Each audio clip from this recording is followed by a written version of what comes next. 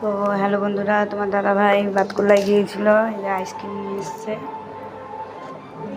এখন আইসক্রিম খাওয়াবে। আর আমি রান্না করেছি, কি রান্না করেছি দেখো, বেশি কিছু না, ডাল মান্ডি করেছি, দেখাচ্ছি তোমাদেরকে কি রান্না হয়েছে। বন্ধুরা, আমি এখানে ডাল করে নিয়েছি, এই যে তোমার দাদা ভাইয়ের জন্য আলাদা তুলে রেখেছি। আলু ভাজা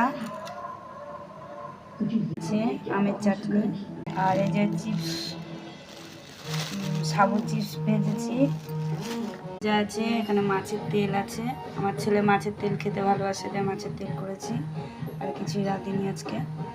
বন্ধুরা, আমার ছেলে বাড়ি এসছে, এখনো স্নানও করেনি, কিছু না, 2টো বাজে, আমার রান্না হয়ে গেছে, খেতে দেবো।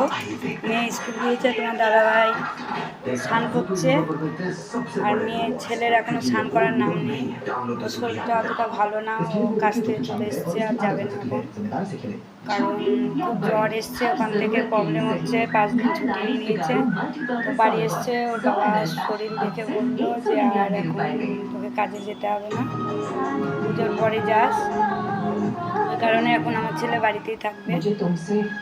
তো স্নান খাওয়াটা ওগুলো তো ঠিক টাইমে করবে, তাও করে না, শুয়ে আছে, শরীরটা এতটাই খারাপ।